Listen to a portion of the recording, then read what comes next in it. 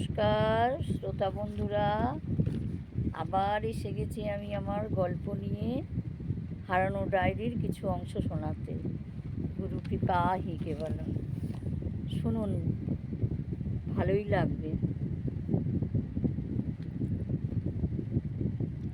নরেনের মা তো জিজ্ঞেস করলো যে বল তোরা কোথায় গেছিলিস। নরেন তো আমাকে কিছুই বলতে চায় না। সাগর বলল পরে বলব। আচ্ছা তাই বলিস, আস্তে আস্তে খেয়ে নে, ভাত তরকারি সব ঠান্ডা হয়ে গেছে। তা হোক, যা খিদে পেয়েছিল, এই ভাত তরকারি এখন আমার কাছে অমৃত লাগছে। মাছের টকটা যা হয়েছে না কাকি, একেবারে ফার্স্ট ক্লাস। নে নে, তোকে আর প্রশংসা করতে হবে না। সাগর আর নরেন খেয়ে উঠে গেল।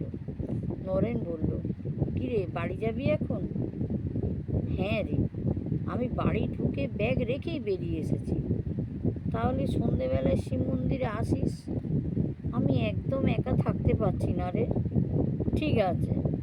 সাগর বাড়ি গেল। যেতেই মা জিজ্ঞেস করলো, হ্যাঁ রে, সারাদিন কোথায় ছিলিস? এসে একটু বসলি না, জুতোটা খুলেই বেরিয়ে গেলি, আর এই সময় বাড়ি ঢুকছিস। তুই তো এরকম কখনো করিস না। মাগো, একটা কাজে গেছিলাম, তোমাকে বলছি। সাগর ঘরে বসে সব কথা মাকে বলল। সাগরের মা শুনে বলল, ভদ্রলোক কলকাতাতে মেয়ের বিয়ের চেষ্টা করছে, তিনি এই গ্রামে মেয়ের বিয়ে দিতে রাজি হবেন? জানি না মা, আমি আমার সাধ্য মতন নিবেদিতার মাকে বুঝিয়ে বলে এলাম, কি করবে ওদের সিদ্ধান্ত। নরেন একদম ভেঙে পড়েছে। ওসব আস্তে আস্তে ঠিক হয়ে যাবে। সাগর মনে মনে বলল, মাগো, আমার থেকে কে আর ভালো জানে। কই, এখনো তো তাকে আমি ভুলতে পারিনি।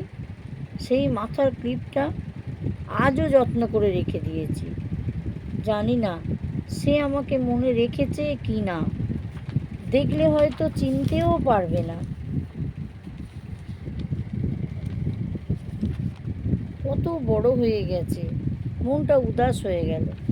সাগরের মা জিনিসটা লক্ষ্য করলো। বলল, হ্যাঁ রে, তোর হঠাৎ কি হলো? চুপ করে রইলি। উদাস হয়ে গেলে সাগর চমকে উঠল। কই, না না, কিছু না।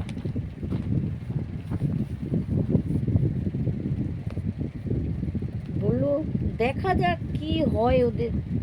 সাগরের মা বলল, কি রে, কি খাবি এখন? ওমা, আমি নরেনদের বাড়ি থেকে খেয়ে এসেছি, এখন আমি একটু শোবো। সন্ধে সন্ধে হওয়ার আগে উঠে পড়ল, কিন্তু দুটো চোখের পাতা এক করতে পারল না। কেবল উর্মির কথা ওর মুখ চোখের ওপর ভেসে উঠছিল। কেবল মনে হতে রইল, উর্মি আমাকে কি আজও মনে রেখেছে? আমার মতন ওরও কি আমার কথা মনে পড়ে?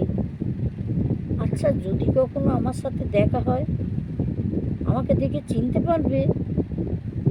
যখন প্রথম দেখা হয়, তখন আমার গোঁফ দাড়ি ভালো করে গজায়নি। এখন আমার মুখ ভর্তি দাড়ি গোঁফ, চেহারা আগের তুলনায় ভারী, কত লম্বা হাইট হয়ে গেছে। আমি নিজেই নিজেকে চিনতে পারি না। আমার আগের মুখটা বেশ ভালো ছিল, এখন মুখটা দেখলেই লোক লোক হয়ে গেছে।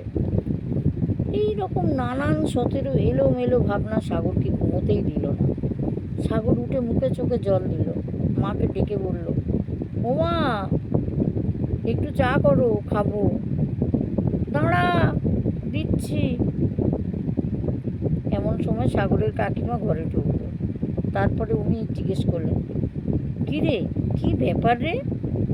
সকালে বাড়ি এসেই ব্যাগ রেখে চলে গেলি, সারাদিন বাড়ি ফিরলি না, খাওয়া দাওয়া করলি না, কোথায় গেছিলিস? বড়দিকেও তো কিছু বলে যাসনি। না গো ছোটো কাকি, নরেনের জন্য এক জায়গায় গেছিলাম, পরে তোমাদের সবটা বলবো। হ্যাঁ রে, নরেনের কি কোনো কেস আছে নাকি?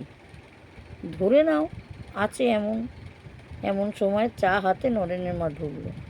ঢুকে ছোট যাকে ঘরে দেখে বলল, কিরে ছোট, সাগরের ঘরে? হ্যাঁ গো দিদি, সারাদিন কোথায় ছিল ছেলেটা তাই জানতে এসেছি। ও, বস না।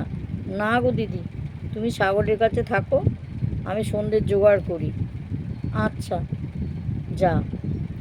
সাগরের মা ছেলেকে জিজ্ঞেস করলো, হ্যাঁ রে বাবা, আর কতদিন বাইরে থাকবি? আমার আর ভালো লাগে না, ঘরে ভালো মন্দ রান্না করলে আমি খেতে পারি না। মা, বেশি গুরুপাক খাবার খেও না, বয়স বাড়ছে, বাবাকেও দিও না। ঠিক আছে, তোর পড়া শেষ হতে আর কতদিন বাকি? এবছরটা হয়ে গেলে হয়ে যাবে। কিন্তু মা, পড়াশোনার কি শেষ আছে? ভালো ডাক্তার হতে গেলে তো পড়তে হবে। ঠিক আছে, বাড়ি চলে এসে পড়বি, আমি আর থাকতে পারছি না তোকে ছেড়ে। এই জন্যেই বাঙালি ছেলেরা বাইরে যেতে পারে না, মায়েদের জন্যে, শুধু মায়াতে বেঁধে রাখে। আমি যদি বাইরে যেতে পারি আরও ভালো একজন ডাক্তার হতে পারবো, কিন্তু আমার পরিবারের লোকেরা যেতে দেবে না। দেখ বাবা, তুই যখন বাবা হবি তখন বুঝবি। আচ্ছা ঠিক আছে, এখন থেকে তোমাকে অত ভাবতে হবে না। সন্ধে হব সাগর চা খেয়ে বেরিয়ে গেল। শিব মন্দির তলাতে নরেন এসে বসেই ছিল। সাগরকে দেখে বলল, এত দেরি করলি? আমি কখন থেকে বসে আছি। তুই কি আর আমার জন্য বসে আছিস?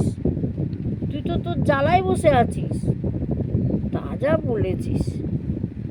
আয় বস, আমার একদম বাড়িতে মন টিকছে না রে। এই, এত উদ্ব্যস্ত হোসনি, আমি তো সব কথাই খোলাখুলি বললাম। দেখ, ওদেরও তো একটা মতামত আছে। তাছাড়া কলেজে যাবি তো কালকে। তুই চ না, তুই সাথে থাকলে আমি মনে খুব সাহস পাই। আচ্ছা দেখছি না, তুই যাবি।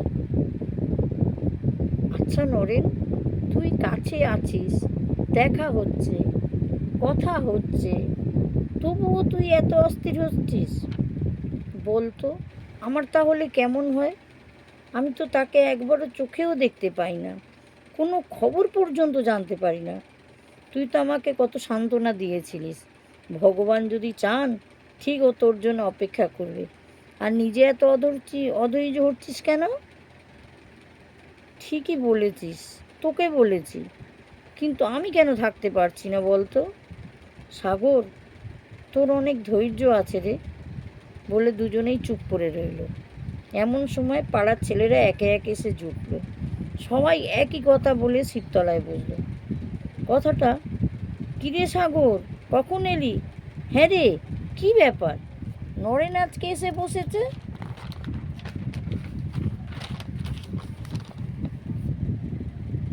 এই কেন রে, ও মোটে তোদের কাছে এসে দেখা করে না?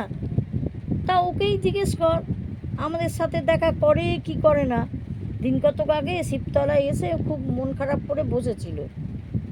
আমি জানতে চাইলাম, কি হয়েছে রে? উত্তরে বলল, আমার মরা ঠাকুমার জন্যে খুব মন খারাপ করছে। বলে উঠে চলে গেল। তাই নাকি? দেখ, ওর মরা ঠাকুমার নাত বইয়ের জন্য মন খারাপ করছে। তুই ঠিকই বলেছিস সাগর, তুই ওর প্রাণের বন্ধু, তুই ঠিক জানিস। নরেন সাগরকে বলল, তুইও আমাকে ওদের মতো লেকফুল করছিস? না না, তুই মুখটা ভার করে বসে আছিস তাই একটু ইয়ার্কি করলাম। সবাই কত হাসলো। পাড়ার ছেলেরা ধরলো, চল গঙ্গাসাগর, একটু ক্যারম খেলি, অনেক দিন তোদের সাথে খেলিনি।